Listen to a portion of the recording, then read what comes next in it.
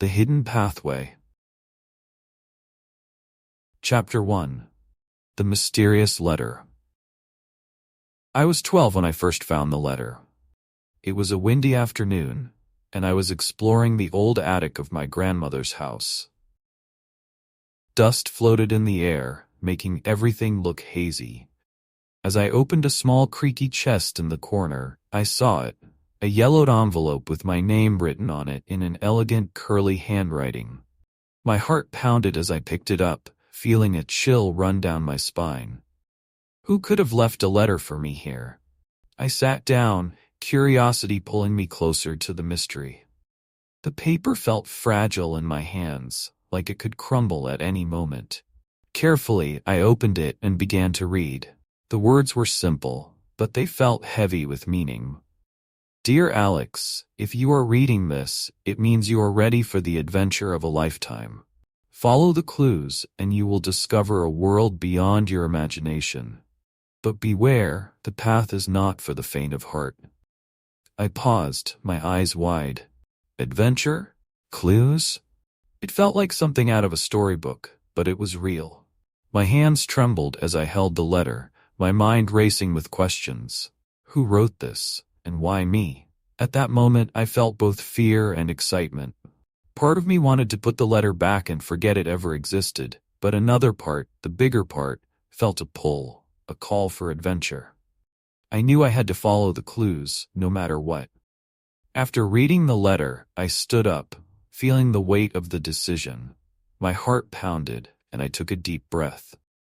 This wasn't just a game. It felt real, and that scared me. But then I thought about all the stories I'd read about brave explorers and hidden treasures. If they could face the unknown, so could I. I grabbed a flashlight and my backpack.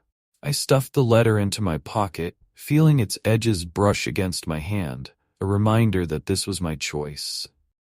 I was about to step into a world I knew nothing about, and the thought thrilled me. I glanced at the window, where the sun was beginning to set, casting long shadows across the room. It was now or never. Taking one last look around the attic, I whispered to myself, let the adventure begin. Chapter 2. The First Clue. As I made my way downstairs, I noticed an old map hanging on the wall. It had always been there, a relic from my grandfather's days as a sailor, but this time, something felt different. The map seemed to glow, and as I got closer, I realized that there was a tiny red dot marked on it, a place I'd never noticed before. I pulled the map down and studied it closely. The red dot was near the forest edge, right by the creek where I used to play as a kid. My hands shook with excitement as I traced the path with my finger. It felt like everything was connected, like the map and the letter were part of something bigger.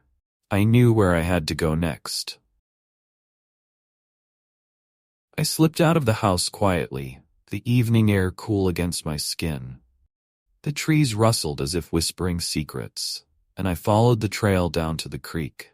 As I walked, I felt a mix of fear and thrill, my mind racing with possibilities. What would I find? Was this just a game, or was there something truly magical waiting for me? The creek glimmered under the moonlight when I reached it. I crouched down and noticed a small wooden box, half buried under the leaves. My heart pounded as I dug it out. The box was locked, but the key was nowhere in sight. Chapter 3. The Missing Key.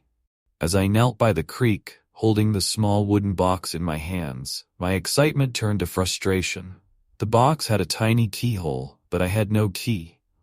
I looked around, sweeping my flashlight over the grass and leaves, hoping for a glint of metal. Nothing. The night air felt cooler, and the rustling of leaves behind me made me jump. Was someone watching me? A part of me felt foolish for believing in this adventure, but another part urged me on. I had come this far, and giving up now didn't feel right. I took a deep breath, trying to calm my nerves. I remembered something my grandmother used to say, "Patience, Alex. Sometimes the answer is right under your nose." I sat down, taking a moment to think. Then I noticed something odd.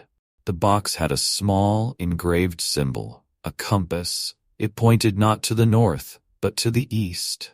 It was almost as if it were directing me somewhere else. I glanced up, following the compass's direction. The moonlight shone through the trees, illuminating a path I had never noticed before. Curiosity sparked within me again. Maybe the key wasn't meant to be found here. Maybe it was hidden somewhere along that path. With renewed determination, I stuffed the box into my backpack and stood up. I took one last look at the creek before stepping onto the narrow trail.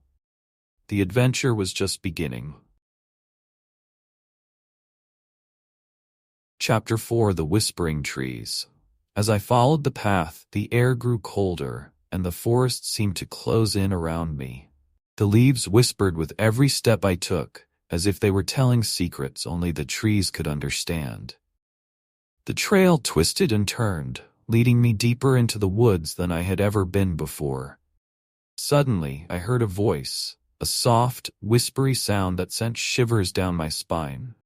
I stopped, my heart racing, and turned my flashlight in every direction. "Who's there?" I called out, but the only response was the rustle of leaves. Fear clawed at me, but I pushed it down.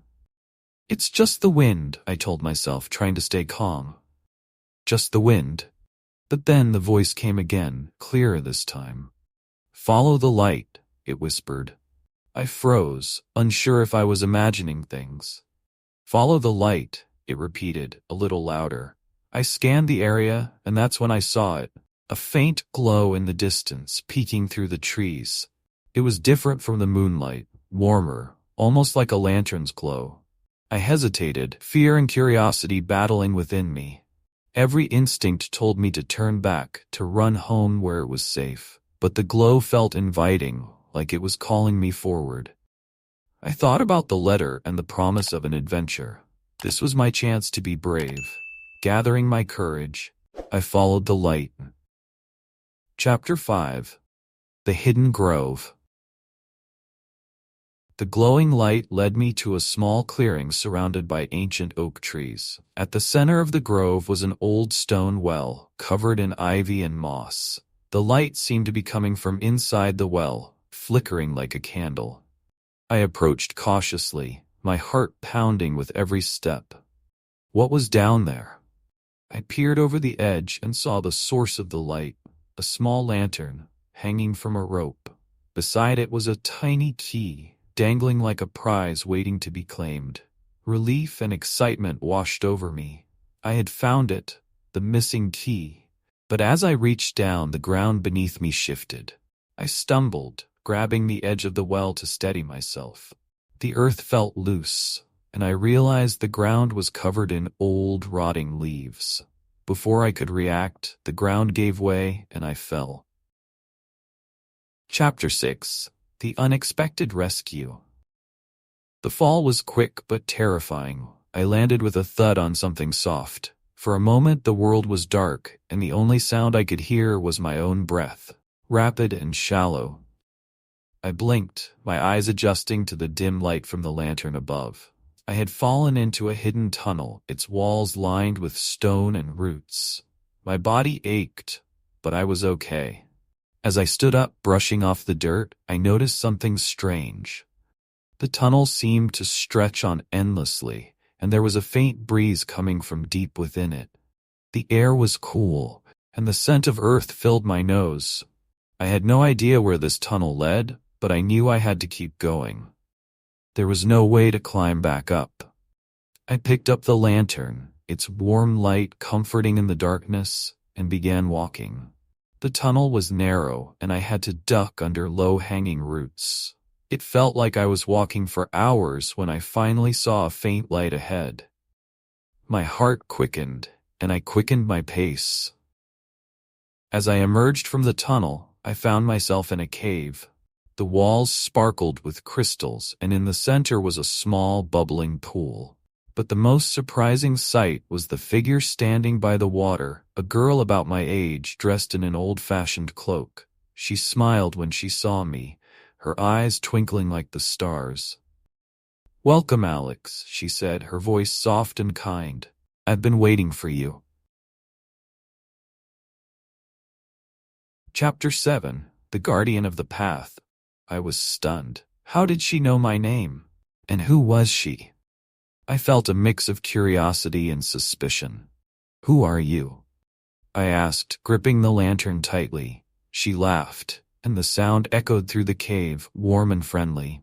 "My name is Alara," she said. "I am the guardian of the hidden path. I've watched over this place for many years, waiting for someone brave enough to follow the clues." Her words sent a shiver down my spine. "So, the letter? It was from you." Alara nodded. "Yes, but I needed to test your courage first. Many have found the letter, but only a few have made it this far. You see, this path isn't just about finding treasures, it's about finding the strength within yourself." Her words made me think of all the times I had felt scared, all the moments I had wanted to give up. But each time I had pushed forward. "So what happens now?" I asked. Alara's smile grew wider. "The adventure continues, of course. But before we move on, there's something you must do." She pointed to the bubbling pool. "This water will show you the truth of your heart. If you're ready to see it, step forward." Chapter 8. The Vision. I felt a knot form in my stomach. What did she mean? The truth of my heart. I glanced at the pool, its water glowing softly, and felt a mix of fear and curiosity. What would I see if I looked into it? Gathering my courage, I stepped forward. The water felt cool beneath my fingers as I reached out and touched the surface. Instantly, the cave around me disappeared, and I was surrounded by swirling mist. Images flashed before me, my family, my friends, moments of joy and sadness. Then I saw myself, standing alone, afraid. I realized these were the moments when I had doubted myself, the times when I had let fear hold me back. But then the vision changed. I saw myself again, but this time I was standing tall, facing my fears. I saw myself following the clues, venturing into the unknown and finding courage in every step. A warmth filled my chest as I watched, and I felt a sense of pride. I had come so far. The vision faded, and I was back in the cave. Alara was still there, her eyes full of kindness. "You see, Alex, this journey isn't just about the path ahead. It's about the strength you find within. You've proven that you have the heart of an adventurer." Chapter 9. The Key to the Next Chapter. Alara handed me the key from the well. "This is the key to the next part of your journey," she said. "But remember, the path will test you. There will be moments of darkness and doubt, but if you trust in yourself, you will find the way." I nodded, feeling a sense of determination. "I'm ready," I said, my voice steady. "I want to see where this path leads." Alara smiled. "Then follow the light and trust the journey." As I walked toward the next tunnel, the key clutched tightly in my hand. I felt a mix of excitement and anticipation.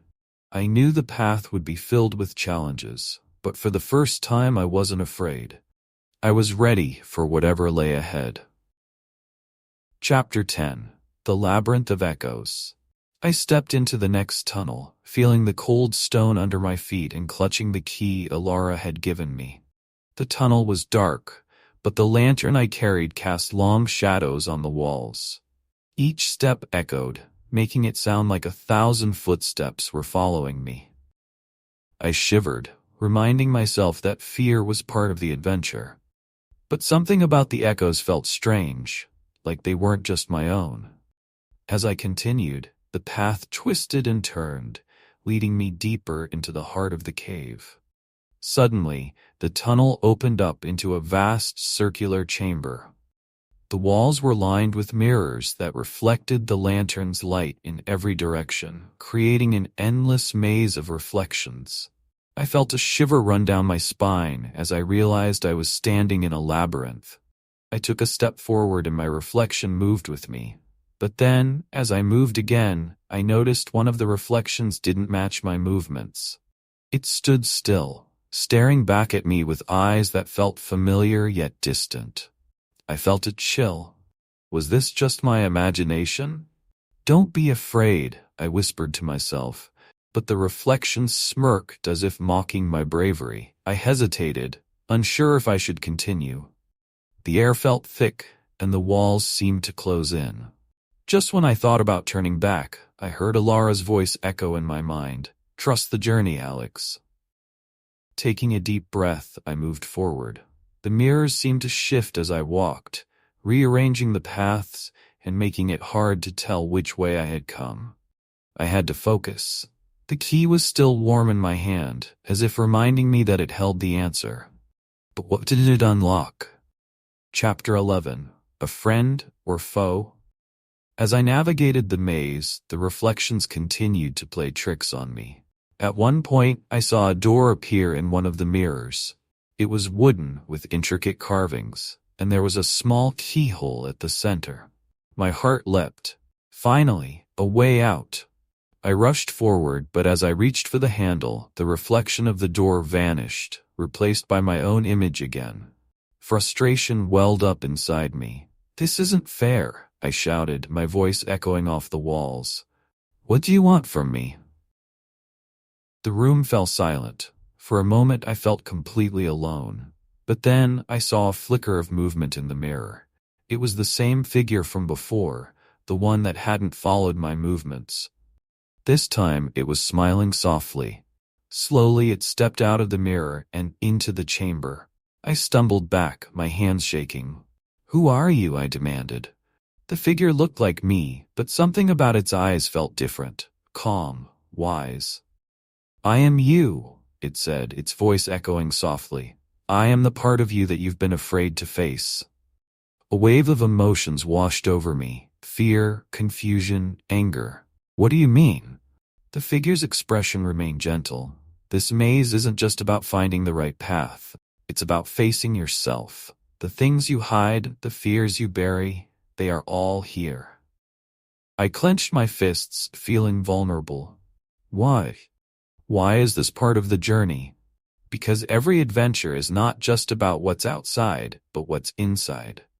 The figure replied, "If you want to move forward, you must accept all parts of yourself, even the ones you fear." Chapter 12. Facing the Truth. The words hung in the air, and I felt a lump form in my throat.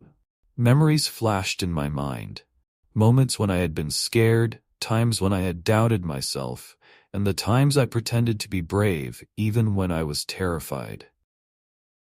I realized that all these moments were a part of me, and I had been carrying them like a weight. The figure extended its hand.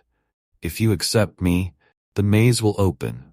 But if you continue to deny your fears, you will remain lost." Tears welled up in my eyes. I had always thought that bravery meant not feeling fear, but standing here, I understood it differently. Being brave was about acknowledging fear and choosing to move forward despite it. "I'm scared," I admitted, my voice barely a whisper. The figure nodded. "And that's okay, we all are." Slowly, I reached out and took the figure's hand. As soon as our hands touched, a warmth spread through me. The mirrors around us began to dissolve, and the room filled with light. The figure smiled, then disappeared, leaving me alone, but not lonely. For the first time, I felt at peace with myself. Ahead of me, a real door appeared. I held up the key, its golden surface shining in the light. It fit perfectly into the lock, and as I turned it, the door creaked open. Chapter 13. The Light Beyond. I stepped through the door, leaving the maze behind. The new path led to an open field bathed in sunlight, a stark contrast to the dark tunnels and the cold labyrinth. The air was warm, and the grass swayed gently in the breeze. I felt a sense of relief, like I had emerged from a long, difficult night into the brightness of a new day. Alara stood at the edge of the field, her smile as bright as the sun. "You did it, Alex," she said. "You faced your fears." I felt a swell of pride, but also gratitude. Thank you for guiding me, I said. I didn't think I could do it. Alara's eyes sparkled. Every adventurer doubts themselves at some point, but the courage to continue, that's what makes the difference. She gestured ahead. The path isn't over yet, but you are stronger now. Are you ready to continue? I nodded. More than ever. Chapter 14. The Bridge of Trials. Alara led me to the next part of the journey, a bridge that stretched over a deep canyon. The bridge was old, made of wooden planks that creaked underfoot.